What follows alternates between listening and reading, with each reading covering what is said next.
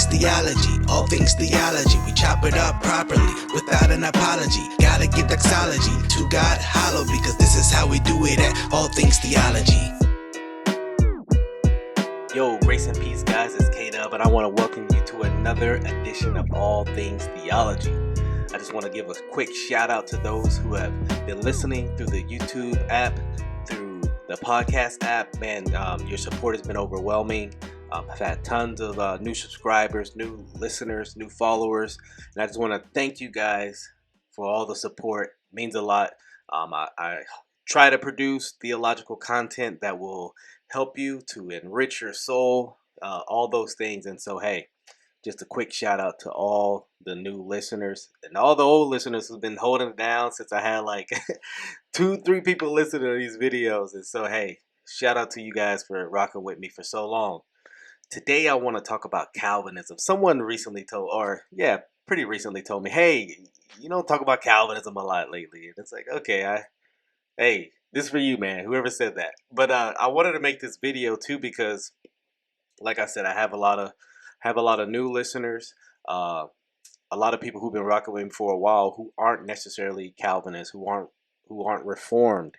And so I want to make this video to talk about why and how I became a Calvinist. What led me down that journey? Why do I hold to Calvinism, what is commonly laid out as the tulip system?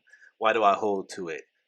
And so I want to take that time because a lot of people, like I said, I think there are new listeners who maybe they don't know I'm Calvinist. They'll say something like harsh about Calvinists, and I say, well, I'm a Calvinist, and then we'll have a little discussion through the comment section. And so, yeah, a lot of people wonder, hey, why are you Calvinist? How'd you become Calvinist? Like, how could you hold to a demonic doctrines of demons? All the anti-Calvinist bents, or you guys know what I'm talking about. Who are Calvinists? The common critiques we get. So I just want to lay out how I became Calvinist. So I've been a Christian for about 11 years. 11 years. Probably about 11 years. Coming up on 12. All right. So 11 years, and those who know my channel, I love music. Christian hip hop was a very influential. Back in the day, a lot of guys were formed. That's a whole nother discussion about the state of Christian hip hop right now. But man, I was listening to guys like, and still do, guys like Timothy Brindle, Shylin, all the Lamp Mode Cats. Beautiful Eulogy. Very early on in my walk, even Reach Records. Very early on my walk, pointed me to, I would say, biblical ideas and in concepts to where I didn't know where Reformed theology was, but I was holding to some Reformed doctrines without even knowing it. And so this is this is like the intro into like where I fully became Reformed and started finding out what it is. So this had to be 2012, 2011. Had to be 2011 because I had been. Man, I want to give like the right day. I think it was 2012. Had to be 2012. All right. And so I was really blessed by Shylin. A lot of people who know me personally know this story, but a lot of people know personally who know me know that, man, Shylin's music I think is great. I love the explicit emphasis of Jesus Christ in his music. I love that the unashamedness of preaching Christ and him crucified. And so that's always attracted me to his music. In a day and in the age of the Christian hip hop where that's very unpopular, Shylin has stuck to the mold of preaching Christ and him crucified. And so I've always enjoyed that. Even early on, I saw these like shifts, and I was like, man, I'm rocking with Shy because he's preaching the Bible, and that's what I've tried to emulate in my music. Those who know me as an artist, I've always had a desire to preach Christ, preach theology. That's the content I try to provide. And so I was listening to his music, and if you know Shailin's music, he has an album called The Atonement. and man, just preaching a lot of just biblical centered ideas. And he has a song on that album called Mission Accomplished. Now, the hook goes like, Lord knows he tried, right? And so he's talking about people who say, like, Jesus tries to save, but he's failing, right? And, the Reformed view is that Jesus came and he accomplished the very mission that the Father gave for him to do. That is to save sinners, right? Matthew 1:21. His name shall be called Jesus, for he will save his people from their sins. Not try to do it, all these things. And so, man, but it wasn't the first listen that got me. It was when I started memorizing the lyrics and I'm rapping along. I'm probably driving to work one day or driving home from work. And it finally hit me what that song was talking about. And I was like, yo, I've never heard this. But my immediate reaction was to go back to scripture, not just go, well, Shot's crazy, Let's do crazy, man. Because I guess what was so helpful for me at that time, I was already having a lot of theological shifts at that time because I was coming out of Reformed theology. I was coming out of Word of Faith theology. And so my doctrines my theology was shifting a lot. So it was almost like I put everything on the table and said, let me go to the Bible and examine what I've been told. I was very, I just was not liking a lot of the Word of Faith teachings because it contradicted Scripture. Did not have a high view of the sovereignty of God. And I started to become discipled by someone who really started teaching me total depravity without knowing that was the name for it. He didn't have a concept of systematic theology to where a lot of these things were systematized. But I was learning Reformed theology, and I was he was teaching me some things like total depravity and election without knowing tulip. And so, but formally speaking, limited atonement was actually the first point I heard. And I know for a lot of people, the L in tulip is like the hardest doctrine. And that was like the first one I accepted, like formally, But yeah, in the song, Shaolin speaks about Jesus didn't come and die for everybody, but he died for all those who believe. And that was quite a huge distinction in my theology, knowing that Jesus actually accomplished the mission the Father gave for him to do. And so after that song, I didn't go away believing it. After I finally understood what he was talking about, what I did was go to the Bible. I started reading books about this subject. I read The Sovereignty of God by A.W. Pink. I started listening to a lot of lectures, interviews on this, dialogues on this topic, and find myself very convinced of the scriptural argument, specifically for limited atonement. Like I said, then I found out there's this tulip. It's not just limited atonement in a vacuum, right? It's interconnected with the total depravity of God, total depravity of man, the unconditional election of God, irresistible grace, and the perseverance of the saints. And so, and all that is umbrellaed under the sovereignty of God, right? And so, I was just very in amazement with the sovereignty of God at that point, and still am to this day, that God is sovereign over all things. And so for me, it was not following a specific person, or it wasn't getting in because I saw it as popular. I'll say that, because I didn't know anyone else who believed this when I started affirming these things as a system, as a more of a systematized way of understanding maybe some concepts I was already coming into through being discipled. But formerly, I knew no one who believed what I was believing. And so in one sense, I felt all alone. But then, I came into the Reformed world, the young, restless Reformed world, not jumping on a bandwagon, not jumping on on a particular person, because I came in because I was like, I'm convinced the Bible teaches this, not, oh man, I really like that pastor. It wasn't John MacArthur that convinced me, or et cetera, et cetera. Like I said, I went to the Bible. The Bible was my starting point. It was the foundational, the foundation for why I believed Calvinism to be true. And there's some people who may watch this video and they may, they may not be Calvinists. Okay, I get it. And some of their arguments may be, well, show me Calvinism in the Bible, and it's really these kind of concepts that are leading people, I believe, to error, because there's lots of things that the concepts that aren't in the Bible that you believe. Trinity is in the Bible. Heck, Bible isn't in the Bible, but you believe these things. And so I hope people don't get caught up into arguments like that, because um, I, I think we have to be more learned than that, more in, studied than that, um, to not look for verbatism, where you look for the exact language or it's not true. But no, I believe that the concepts of Calvinism are true. Whether you want to call yourself a Calvinist or say you hold to Calvinism isn't what this video is about, and I could care less. As long as you're affirming biblical truths, I could care less what you're calling it.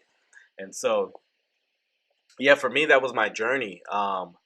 Really, it was really just being pointing back to the Bible, for all these things, and got a local church and started maturing, and being able to explain these things better. And man, like, I'm completely blown away when it comes to the sovereignty of God to this day, because I recognize that the same God that dealt with Isaiah, Paul, that the God who says, um, it's all up to him. It's the glory is his. What he purposes, what he plans to come about shall come about, and it's all for his glory. And when you understand the creature creator distinction, it really helped me understand that, man, God does all as he pleases. He doesn't need my permission. He doesn't need my acceptance of something. God does as he pleases as the sovereign king. And so, like I said, that was my journey to Calvinism, and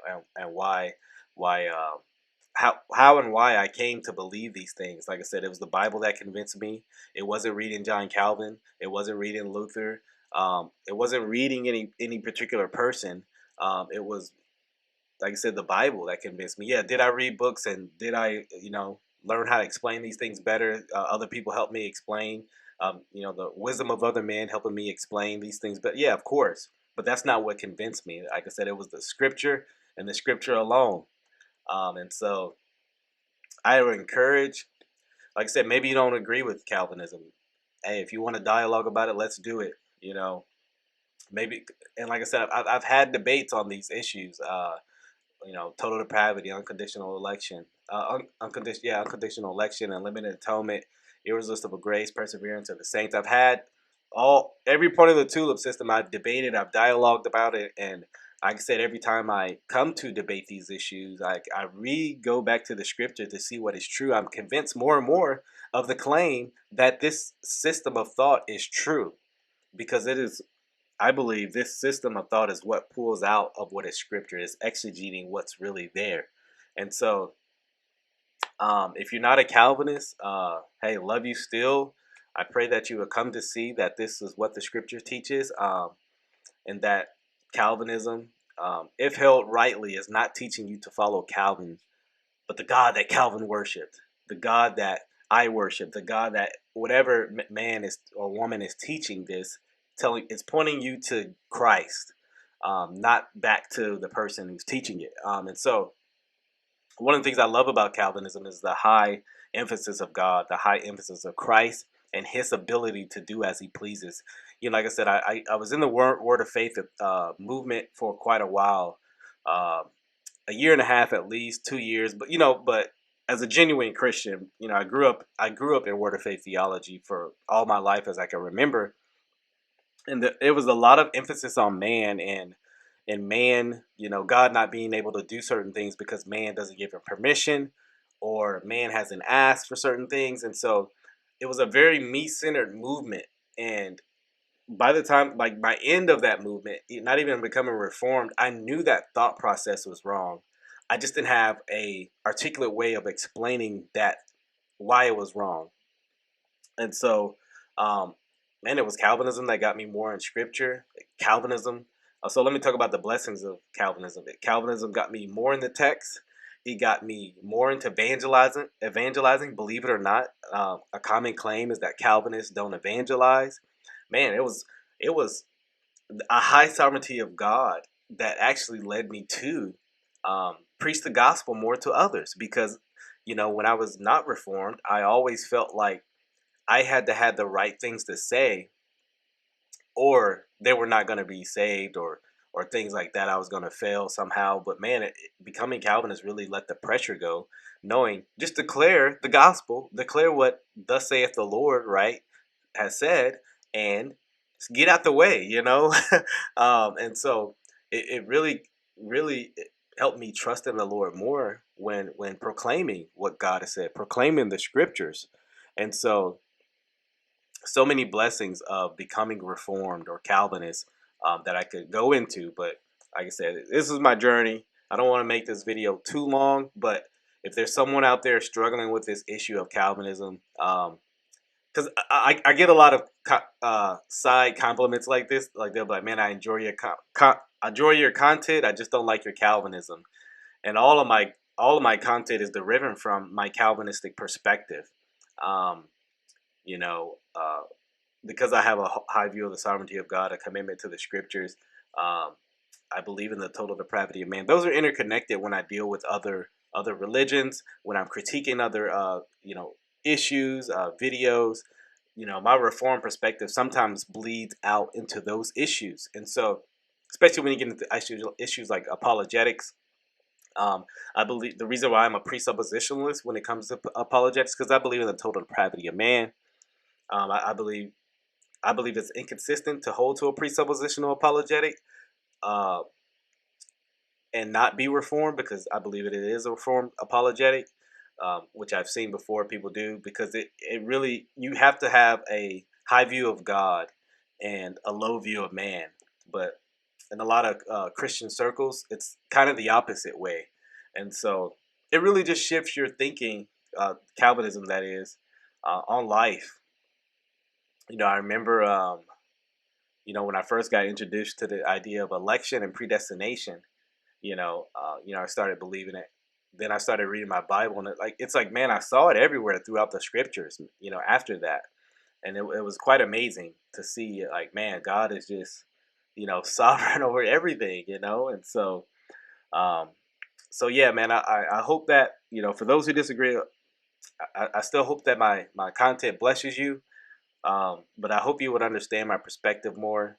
Why I became a Calvinist, why I became Reformed is not, like I said, not from a particular person, although there were influences, that people that led me to, like, hey, this is what Calvinism is, but it led me to go to the Bible. And so huge shout out to guys like Shyland, like I said, who were teaching this, and it led me to examine it from a biblical perspective. And so yeah, man, and that's definitely all the things that, so a high sovereignty of God, Calvinism, definitely flows out of my music. It flows out of my teachings. It flows out of my apologetics and evangelism. And so yeah, if you're new, God bless you. Hope you're enjoying the content. Hope this video explains my perspective a little more. You can see where I'm coming from when when new videos come out, because I know I just dropped a video on Abraham Piper, and a lot of people are like, well, he apostatized because Calvinism is so disgusting, and that's not why people apostatize, biblically speaking. And so yeah, it really just goes into perseverance of the saints and things like that. And so, man, yeah, we're gonna wrap it up here. Thank you guys for watching this video. Thank you for, if you haven't subscribed to the channel, if you haven't subscribed to the podcast, All Things Theology, it's in the link below. Thank you guys for continuing listening, continuing supporting the podcast. It's very much appreciated. I'm, like I said, I've been getting a lot of, man, the channel's been blowing up like the last month. A lot of new subscribers. So if you're subscribed, if you're watching this video, I hope you would stick around. Make sure you hit the notification bell so that you can be aware when new content drops. So, hey, we're going to wrap it up there. Thank you guys for watching. Grace and peace.